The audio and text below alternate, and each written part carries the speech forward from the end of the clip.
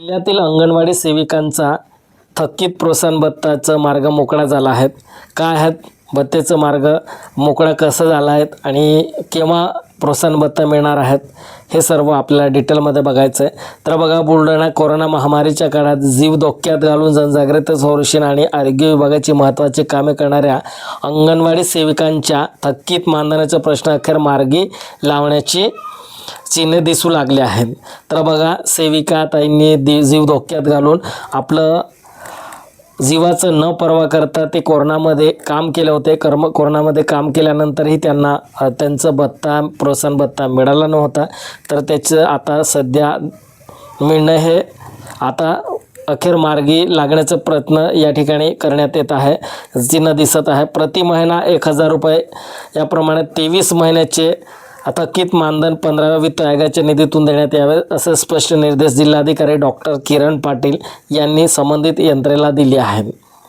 जिल्ह्यातील सुमारे 6500 अंगणवाडी सेविकांचे हे मानधन दीर्घकाळापासून प्रलंबित होते. कोरोना काळात अत्यावश्यक सेवा बजावत असताना मानधन न मिळाल्याने सेविकांमध्ये तीव्र असंतोष निर्माण झाला होता. या पार्श्वभूमीवर मध्यंतरी तालुक्यांनी हे आंदोलने झाले होते. तसेच महाराष्ट्र राज्य अंगणवाडी कर्मचारी युनियनने 8 दिवसात मानधन न दिल्यास तीव्र आंदोलन करू असा इशारा दिला होता. त्याच्यामुळे आता अपडेट दिसत आहे. कारण जेवढं ताईंनी काम केलं त्यांना एक 23 महिन्याचं त्यांना प्रोत्साहन भत्ता मिळालं नाही. प्रति 1000 रुपये असं होतं. आता किती होतं आहे, आता कोणत्या निधीमधून हे मानधन प्रोत्साहन भत्ता दिले जाणार आहेत या संदर्भात संघटनेच्या वतीने सुरेखा तळेकर, संगीता ठाकूर, अलका राऊत, नंदकिशोर गायकवाड आदी पदाधिकाऱ्यांनी जिल्हाधिकारी डॉक्टर किरण पाटील यांना निवेदन सादर केले होते. त्यांची गंभीर दखल घेत जिल्हाधिकारी थकीत मानधन अदा करण्याबाबत ठोस निर्णय घेतला आहे.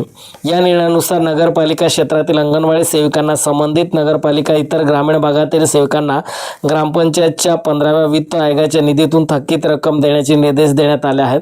तर बघा, जे नगरपालिका असेल किंवा ग्रामीण भागामध्ये असेल ग्रामपंचायत, 15व्या वित्त आयोगामध्ये जे निधी आहे त्या निधीमधूनच त्या ग्रामपंचायतने आपले जे सेविका आहे त्यांनी कोरोना काळामध्ये 23 महिने काम केले होते. त्यांचं जो प्रोत्साहन भत्ता आहे तो भत्ता त्यांना देण्यात यावा असं म्हटलं आहे. निधीतून थकीत रक्कम देण्यात निर्देश देण्यात आले आहेत. याबाबतची माहिती संघटना जिल्हाधिकारी नंदकिशोर गायकवाड यांनी दिली. दरम्यान यापूर्वी केवळ 1 महिन्याच्या भत्ता सेविकांना देण्यात आला होता. त्यानंतर ही प्रक्रिया ठप्प झाली होती. तर बघा, 1 महिन्याचे देण्यात आला होता भत्ता आणि बाकी प्रक्रिया ती ठप्प करण्यात आली होती.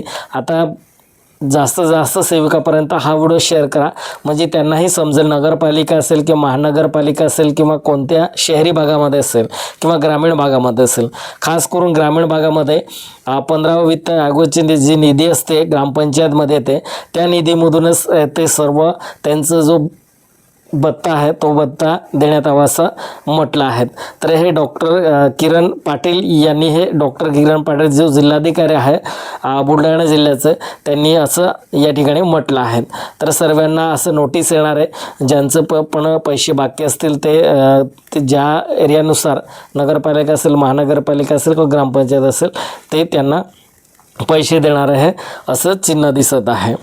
तर भरपूर ताईंचं मला कमेंट होतं की आम्ही कोरोना काळामध्ये एवढं दिवस काम केलं होतं, एवढं आम्ही आमचं जीवाचं कधीच पर्वा न केलं होतं, एवढं काम करूनसुद्धा आम्हाला जे थकीत आमचं प्रोत्साहन भत्ता होता तो प्रोत्साहन भत्ता मिळाला नाही, मिळेल का असा प्रश्न होता.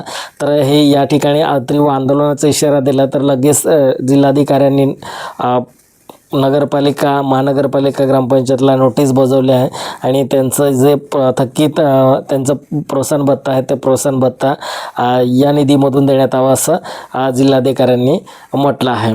जास्तीत जास्त सेविकांना हा व्हिडिओ शेअर करा, त्यांनाही अपडेट मिळेल. बघा, एकच ठिकाण नाही तर आपल्या ग्रामपंचायतला असेल त्या ठिकाणी सुद्धा तुम्ही विचारणा करून बघा की तुमचा जो भत्ता आहे तो भत्ता तुम्ही 15व्या वित्त आयोगामधून देत आहे किंवा नाही, हे हेही तुम्ही विचारून बघा. नाहीतर काय होतं आहे, बाकी ठिकाणी मिळतं आहे, बाकी ठिकाणी मिळत नाही. म्हणजे वाट बघू नका, जाऊन डायरेक्टली तुम्ही विचारून घ्या त्या ठिकाणी. ग्रामपंचायतमध्ये असेल त्या किंवा नगरपालिका असेल किंवा महानगरपालिका असेल त्या ठिकाणी डायरेक्ट विचारणा करा. विचारणा केल्यानंतरच ते तुम्हाला काहीतरी उत्तर देतील किंवा त्यांना नोटीस आलं असेल तर नक्कीच काहीतरी अपडेट देतील तुम्हाला. नाही दिलं तर तुम्ही काय करायचं, आपल्या महिला बालविकास विभागाला अर्ज द्यायचा. त्या ठिकाणी अर्ज दिल्यानंतर ते बरोबर त्यांना अपडेट देतील. या पद्धतीने त्यांचं जे थकीत प्रोत्साहन भत्ता आहे, तुमचं थकीत भत्ता आहे, तो भत्ता मिळण्याची शक्यता वाढेल. धन्यवाद.